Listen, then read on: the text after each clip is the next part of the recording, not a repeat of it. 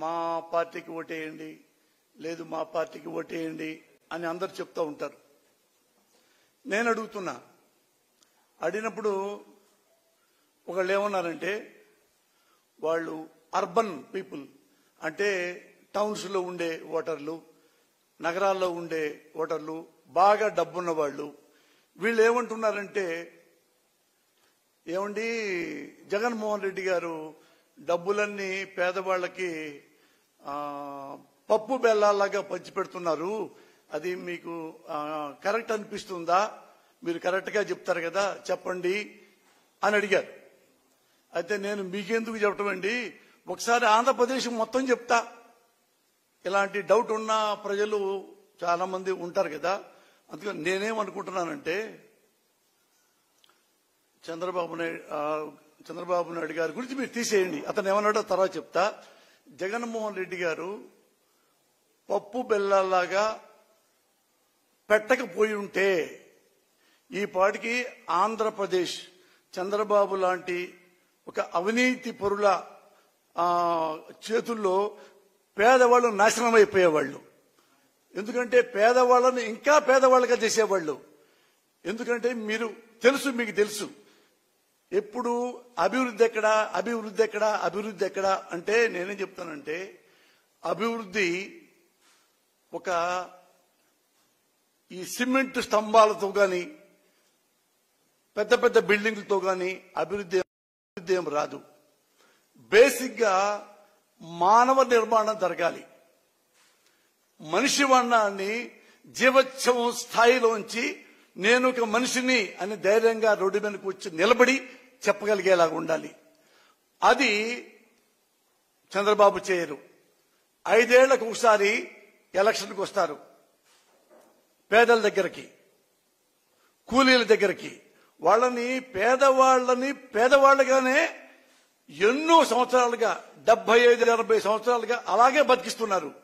చంద్రబాబు లాంటి నాయకులు వస్తారు, వాళ్ళ దగ్గరికి వస్తారు, ఒక్కొక్కటి ఇంటికి ఒకటికి 1000 రూపాయల చొప్పున, నలుగురుంటే 4000, 8 మంది ఉంటే 8000 ఇచ్చేసేసి వెళ్ళిపోతారు. అప్పటిదాకా ఈ పేదవాడికి ఏముంటుంది? పూరి గుడిసె, అన్నం లేదు, ఆరోగ్యం లేదు, నాగరికత లేదు, విద్య లేదు, డబ్బులు లేవు, తినడానికి తిండి లేదు, కడుగడానికి బట్ట లేదు. ఇలాంటి వాడికి ఒక్క 1000 రూపాయల కాగితం చూపిస్తే, ఇదిగో ఈ 1000 రూపాయలు నీకు ఇస్తా, నాకు ఓటేస్తావా? వేస్తానయ్యా, 6 ఉన్నాం, 6000. ఇది సాగుతుంది ఎప్పటి నుంచో. అప్పుడు ఏమవుతుంది? ఈ 6000 ఎప్పుడు వస్తాయి? 5-6 నెలలు వస్తాయి.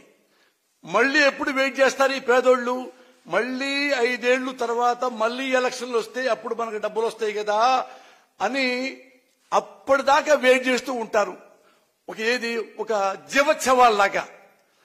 ఇది వద్దు, పేదవాడు జీవోత్సవం కాదు, పెద్దవాడు జీవోత్సవం కాదు అని చెప్పి ఈ పథకాన్ని ప్రవేశపెట్టాడు. దీనికి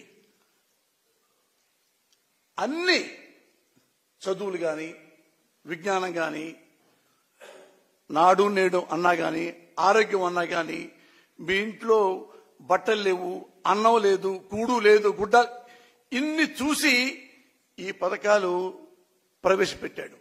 మీరు అనుకుంటున్నారు పంచుతున్నారు అనుకుంటున్నారు. నేను అంటున్నాను, అర్బన్లో ఉండే మహానుభావులు, డబ్బున్న వాళ్ళు, ధనవంతులు, ముఖ్యంగా చెప్తే ఎగ్జాంపుల్ మా కమ్మ వాళ్ళు కూడా, అలాగే డబ్బున్న కాపు మహారాజులు కూడా అదే టౌన్లో ఉంటూ మీరు కూడా ఎంతో మందికి లక్షల రూపాయలు పంచుతున్నారు కదా పేదలకి. పేదలు నేను కమ్మవాడిని. అరే ఊళ్ళలో మన కమ్మవాడు ఉన్నాడు, వీడు బాగా చదువుతున్నాడు, వీడి డబ్బులు లేవు అని వాడికి 10,000, 5,000 ఇచ్చుకుంటూ ఈ మనం ఇస్తే వాడు చదువుకొని మనలాగే పెద్దాడవుతాడు కదా అని వీళ్ళు డబ్బున్న కమ్మవారు డబ్బు లేని పేదవాళ్లకి, డబ్బున్న కాపు నాయకులు రాజకీయ నాయకులు కాదు, గుంటూరులో ఉన్నారు చూడండి, మన మహానుభావుడు గుంటూరులో తులసి రామచంద్ర ప్రభు, అతను కొన్ని వందల కాదు వేలాది మంది కాపు కుర్రోళ్ళకి, అమ్మాయిలకి, అబ్బాయిలకి తన సొంత డబ్బులతో లక్షల్లో చదివిస్తున్నాడు. అలా మీరు డబ్బులు ఇస్తున్నారు కదా. అలాగే నేనే ఎగ్జాంపుల్. నేను ఇక్కడికి పేదవాడిని. నేను 7th క్లాస్ పెద్దకాకంలో చదివా. ఆ తర్వాత భయం, మా నాన్న బరిగొడ్లు తిప్పుతాడేమో, పొలంలో కూలీకి పంపిస్తాడేమో అంటే మా నాన్న నా ముఖం చూసి బాధపడి ఈ ఆడ బాగా చదివితే బాగుండే అని తీసుకెళ్లి మోతడకలో పెట్టాడు. తెలుసు మీకు మోతడక ఇక్కడ అమరావతి రోడ్లో. అక్కడ అయిన వాళ్ళు ఇటు నా బిడ్డను చదివించండి, నేను డబ్బులు ఇవ్వలేకపోతున్నానంటే ఆ దయతో 10th క్లాస్ చదివా. 10th క్లాస్ మంచి మార్కులతో పాస్ అయ్యా, దగ్గర 1st క్లాస్తో. మళ్ళీ మా నాన్న ఎదురుగా నుంచుంటే మా నాన్న మళ్ళీ నా ముఖంకి చూశాడు. నేను ఇట్ట తలుపుతుంటే మళ్ళీ నేను బరిగుడ్లు కాపిస్తాడేమో అంటే మళ్ళీ తీసుకెళ్లి జేకేసీ కాలేజీ స్టూడెంట్ ఎంకేఆర్ గారు, మారుపూడి కోటేశ్వరరావు గారు మా పెదకాకని మా నాన్నకి తెలుసు. అరే కోటేశ్వరరావు, వీడు బాగా చదువుతున్నాడు రా, మా నాయకుడు డబ్బులు లేవు, నువ్వేమైనా సాయం చేస్తావా? వాడు నాకు వదిలేయి సుబ్బారావు. ఆయన నన్ను తీసుకెళ్లి జేకేసీ కాలేజీలో జరిపించారు. ₹1 కూడా మా దగ్గర లేదు, ప్రామిస్లు ఏమంటే లేని ₹1 కూడా లేదు. అక్కడి నుంచి గుజ్జనగొండ ఉంది గుంటూరులో ఎక్కడో జేకేసీ కాలేజీ, మా ఊరు పెదకాకని. ఇక్కడ నుంచి బస్ ఎక్కి వెళ్ళాలి, బస్ స్టాండ్ లో దిగి మళ్ళీ బస్ ఎక్కి జేకేసీ కాలేజీకి వెళ్ళాలి. ₹1.5 ₹2 రోజు అవుతాయి. మా ఇంట్లో పావలా కూడా లేదు. ఎట్టా అంటే పాప ఆ ఎంకేఆర్ గారు నన్ను కమ్మ హాస్టల్లో చేర్పించాడు.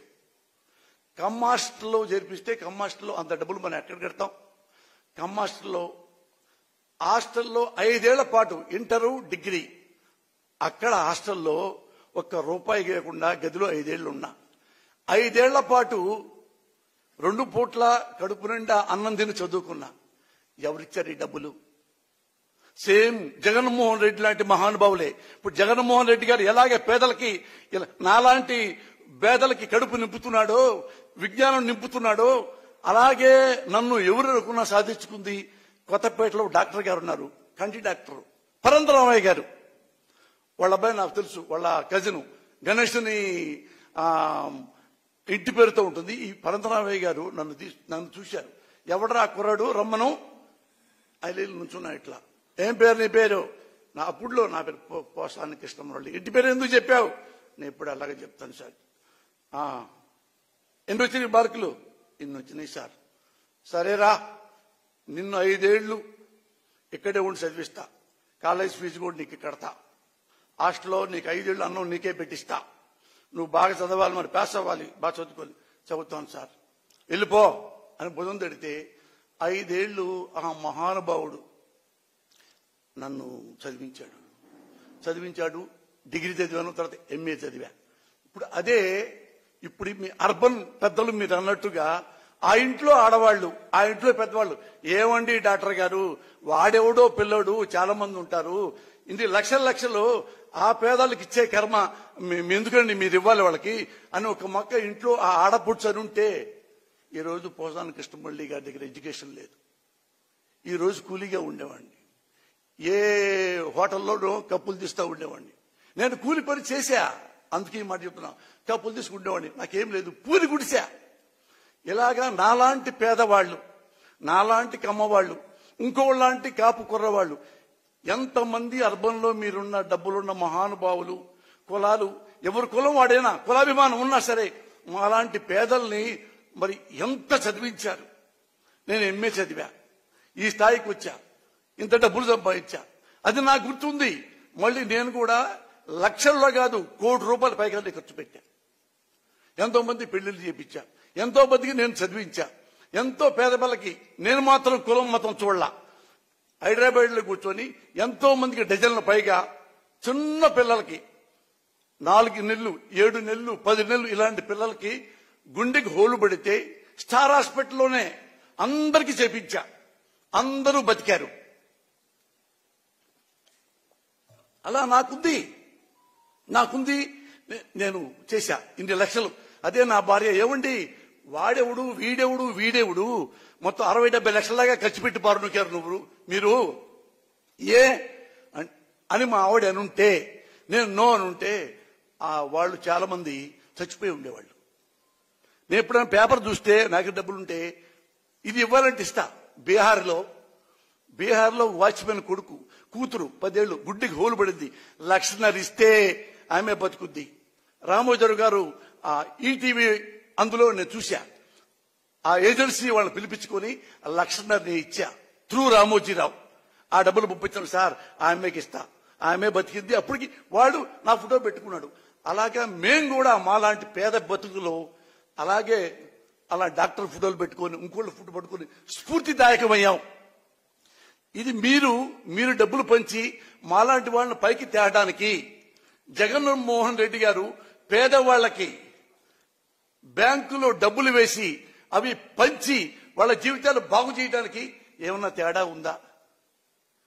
మీరెంత హృదయంతో ఎంతమందికి ఎన్ని వేల మంది కమ్మ ధనవంతులు మరి పేదలు మీ డబ్బులతో లక్షల రూపాయలతో చదివించారే.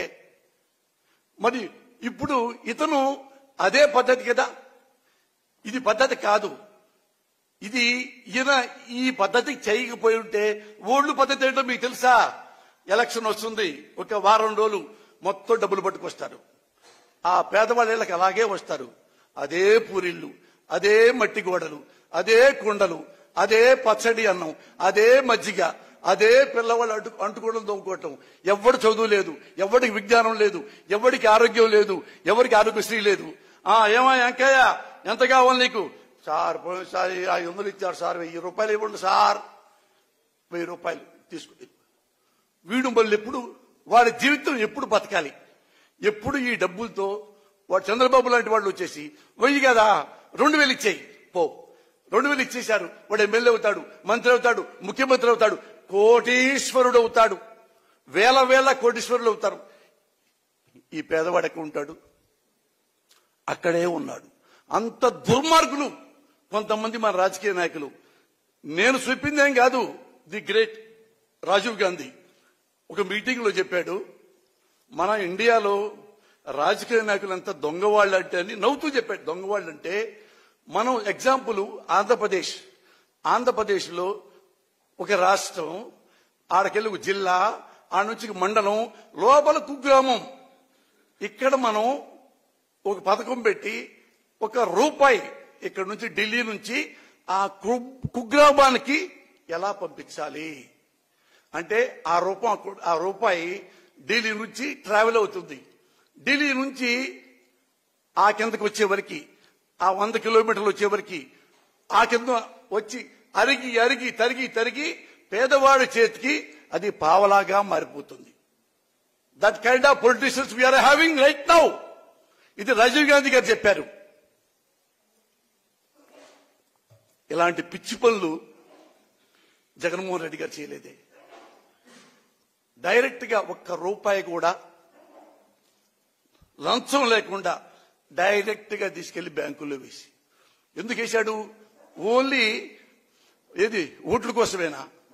ఓట్ల కోసమే వేసేస్తారు ఇన్ని లక్షల కోట్లు. అంటే మీరు ధనవంతులు, మా కమ్మ ధనవంతులు, మా కాపు ధనవంతులు, వీళ్ళు కూడా మాలాంటి పేదవాళ్ళని లక్షలు చదివించింది స్వార్థం కోసమా? ఓట్ల కోసమా? భవిష్యత్తులో రాజకీయ నాయకుడు అవుతావనే కాదుగా. చిత్తశుద్ధి, హోల్ హార్టెడ్నెస్, మానవత్వం. వాడు మనలాంటి మనిషే, కాబట్టి మనకి డబ్బు ఉంది, వాడికి డబ్బు లేదు. ఇదే లాజిక్ జగన్మోహన్ రెడ్డి గారిది. ఏమిచ్చాడు? డబ్బులు అటు ఇచ్చి వెళ్ళిపోలేదా? డబ్బులు ఇచ్చి దేనికి ఇస్తున్నారు? అమ్మా మేము పిల్లలను చదివించాలంటే వాళ్ళు అప్పుడుదా కూలికి వెళ్ళేవాళ్ళు. మీ కూలికి వెళ్ళే డబ్బులు కూడా నేను ఇస్తా, నీకు ఇస్తా, పిల్లలు చదివించు. దానికి డబ్బులు ఇచ్చాడు. నాడు నుండి చదివించాడు. బూట్ల కాడ నుంచి, లేసుల కాడ నుంచి, బట్టల కాడ నుంచి, వాటర్ ప్రూఫ్ బ్యాగు కాడ నుంచి, ట్యాబుల్ కాడ నుంచి ఇన్ని ఇచ్చింది దేనికోసం? మానవ నిర్మాణం కోసం. దీని మించిన మానవ అభివృద్ధి కంటే గొప్ప అభివృద్ధి ఇండియాలో ఇంతవరకు జరగలా. జరుగుంటే మీరు చెప్పండి. చంద్రబాబు నాయుడు గారు అంటారు ఓ మాట, ఏంటంటే ఎన్నెన్నో పథకాలు పెట్టాం, సంపద సృష్టిస్తాం అన్నాడు కదా. మీరు వెళ్ళిపోయిన తర్వాత మీరు నెట్లో చూడండి, మీరు ఆయన దగ్గరికి వెళ్ళి అడగండి, అడగాపితే ఇంకోటి కనుక్కోండి. ఆయన ఎప్పుడు ముఖ్యమంత్రి అయ్యాడు ఆ రోజు నుంచి ఈ రోజు వరకు ఆయన బడ్జెట్ చూడండి. ప్రతి బడ్జెట్ లో రెవెన్యూ లోటు ఉన్నవాడివి ఎట్ట సంపద నువ్వు క్రియేట్ చేయగలవు? ఎవరిని అడగండి, ఎవడ సింపుల్ లాజిక్. నా ఇంట్లో రూపాయి లేకుండా నేను ఎలా బిల్డింగ్ ఉంటాను? నా ఇంట్లో పావులా కూడా లేకుండా ఎలా నేను క్రాప్ చేపించుకుంటాను? ఎప్పుడు నీ బడ్జెట్ ఆ రెవెన్యూ లో బడ్జెటే, దానికి నువ్వు ఈ సంపద అనేది లేదు. కానీ సంపద తెలియదు కదా నా పిల్లలకి, పాపం పేదలకు ఏం తెలుసు? ఇవన్నీ ఎంత మోసం చేసి ఇప్పటి వరకు ఆయన బతుక్కుంటూ వచ్చాడు. ఎందుకు నేను అనుకుంటున్నానంటే, ఈ అర్బన్ ఓటర్ మహాశయులకి మీరు గమనించండి, ఒక్కసారిగా ఒక ఇంప్రెషన్ పెట్టుకోకండి. First impression carries up to last. అట్టొద్దు. ఏం మోసం చేశాడు జగన్ గారు మీరు క్వశ్చన్ చేసుకోండి. ఏ మోసం చేస్తున్నాడు అప్పటి నుంచి చంద్రబాబు నాయుడు గారు మీరు ఎంక్వైరీ చేసుకోండి. అదే మళ్ళీ మీ అర్బన్ సోదరులకు నేను అడుగుతున్నాను, ఇదే కదండి మరి వైఎస్ఆర్ కూడా చేశారు. ఇప్పుడు వైఎస్ఆర్ గారు చేశారు కదా, ఏం చేశారు?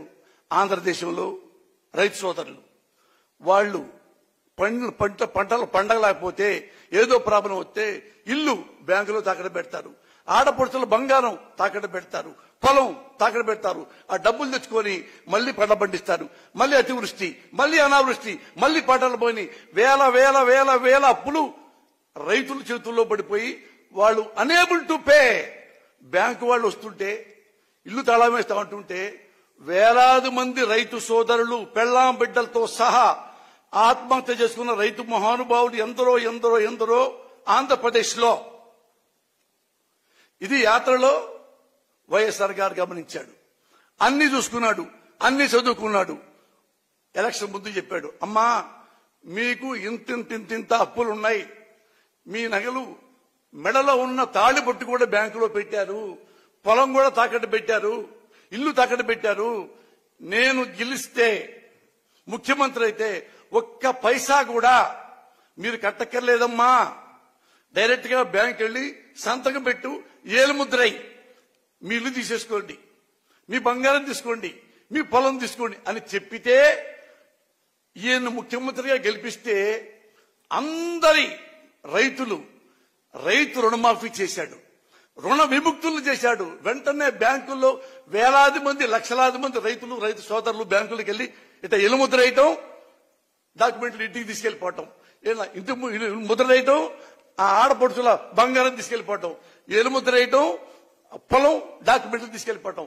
ఒక్క పైసా కూడా రుణం లేకుండా రైతుల్ని కడదీర్చిన మహానుభావుడు వైఎస్ రాజశేఖర రెడ్డి గారు. ఈయన చేసిన దానికి మీరు అభినందించారా? పేదలు మొత్తం అభినందించారా? అప్పుడు అనలేదే రైతులకి పప్పు బెల్లలాగా నివేది పెట్టారు వైఎస్ రాజశేఖర రెడ్డి గారని. జగన్ పెట్టిన పప్పు బెల్లాలకి ఈ పెట్టిన పప్పు బెల్లాలకి ఏమైనా తేడా ఉందా?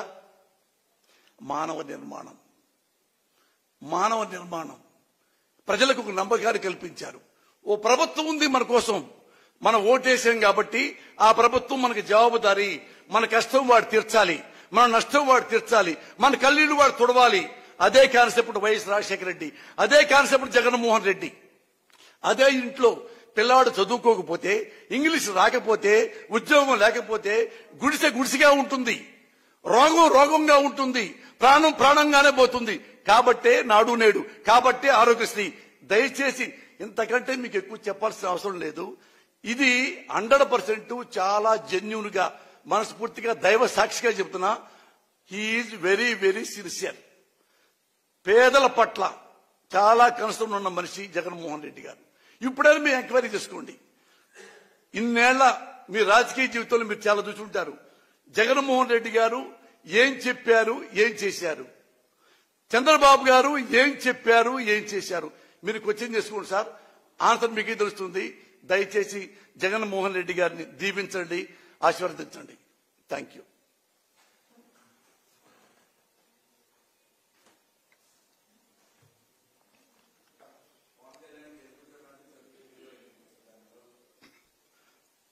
పవన్ కళ్యాణ్ ని గెలిపించండి అని చిరంజీవి గారు స్టేట్మెంట్ ఇచ్చారా?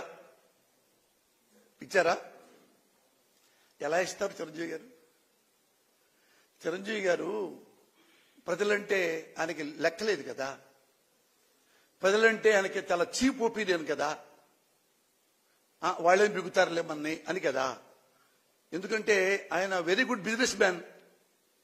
సినిమాల్లో once upon a time #1 hero, ఎప్పటికీ టాప్ హీరో. ఇతను మనకి సేవ చేద్దామని చెప్పేసి ప్రజారాజ్యం పార్టీ పెట్టాడు. మీకు చెప్పక్కర్లా. ఆయనకి 18 ఎమ్మెల్యేలు వచ్చినాయి. ఎవడన్నా 18 ఎమ్మెల్యే సీట్లు వస్తే ఆ 18 మందిని తీసుకొని అసెంబ్లీలో కూర్చొని ఆంధ్రదేశంలో ఈ ప్రాబ్లమ్స్ ఉన్నాయి, సాల్వ్ చేయండి, ఈ కష్టాలు ఉన్నాయి, సాల్వ్ చేయండి అని ఎప్పుడైనా ఒక్కరోజు అన్నాడా? అది ఆయన ఆ 18 మందితో కూర్చొని ఉంటే ప్రజలంత గొప్పగా నమ్మేవాళ్ళు. ఇంతకంటే ఇంకా గొప్పగా చెప్తాం మీకు. భారతదేశంలో బీజేపీ పార్టీ పెట్టారు. పెట్టి వాళ్ళు దేశమంతా తిరిగారు. 2 ఎంపీలే అయినాయి. 2. ఒకటి ఆంధ్రప్రదేశ్లో ఉంది, తెలంగాణలో, ఒకటి ఇక్కడ యూపీలో ఉందనుకుంటా. 2 ఎంపీలు అయ్యారు. అరే ఇద్దరే ఇంత భారతదేశంలో 2 ఎంపీలు మన దగ్గర వచ్చినారా?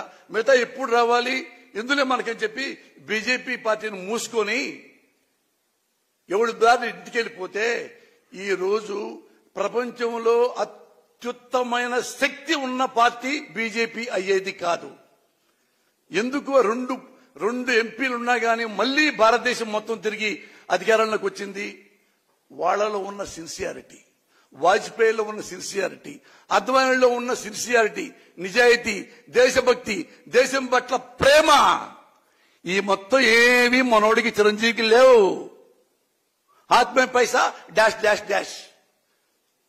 18 కనీసం 5 ఏళ్ల పాటన్నా ఆడ కూర్చున్నాడా?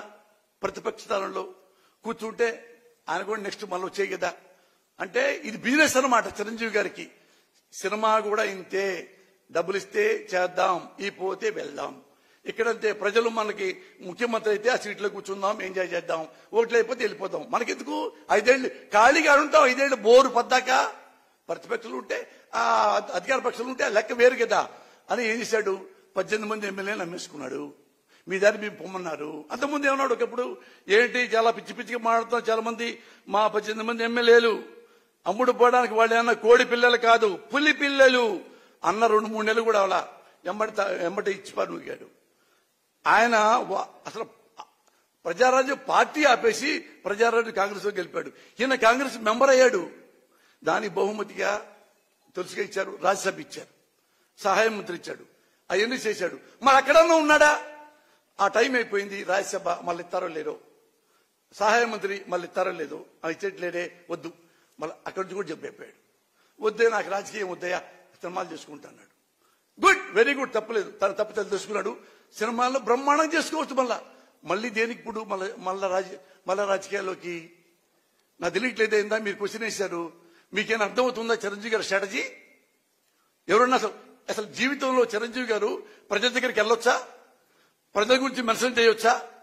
మా తమ్ముడికి ఓటేయండి, వాడు బాగా చేస్తాడు అంటే నువ్వు బాగా చేయవా, అందుకని నీకు వద్దా? మీ తమ్ముడు బాగా చేస్తాడా? అదనే చెప్పు. నేను వెన్నుపోటు పొడిచాను ప్రజలకి, ముఖ్యంగా కాపు సోదరులకి. ఎంతమంది కాపులు తెలుసా? నేను అక్కడే ఉన్నా ప్రజారాజ్యంలో. నాకు కూడా ఎమ్మెల్యే టికెట్ ఇచ్చారు కదా, ఎమ్మెల్యే టికెట్. అప్పుడు ఉద్యోగాలు మానేసి ఆయన దగ్గర ఉన్నారు. మన వాడు ఫస్ట్ టైం అవుతాడు అనుకుంటా ఆశపడి ఇళ్ళు అమ్ముకున్నారు, పొలాలు అమ్ముకున్నారు, నమ్మకం పెట్టుకున్నారు. ఓడిపోయినా కూడా పెద్ద బాధపడలా, ఒకసారే కన్నీళ్లు పెట్టుకున్నారు. ఈయన వెన్నుపోటు పొడిచినందుకు, పార్టీ అమ్ముకున్నందుకు వాళ్ళు ఈ క్రైడ్ లైక్ ఎనీథింగ్.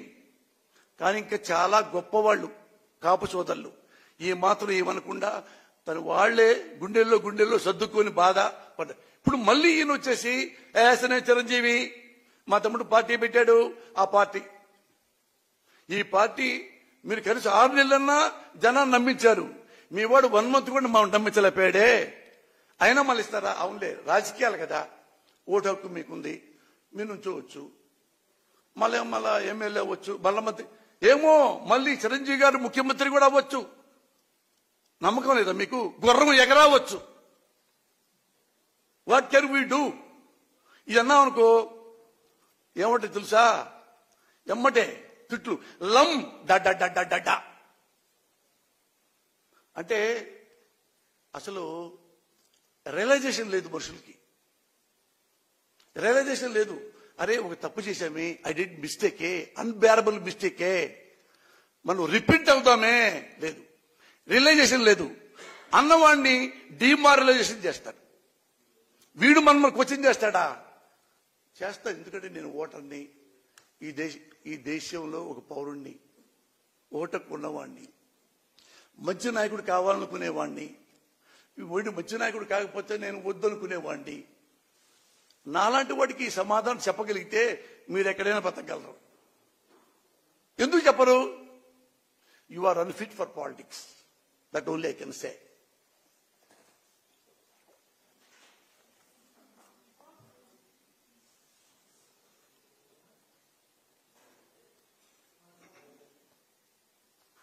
అన్నా, థ్యాంక్ యూ.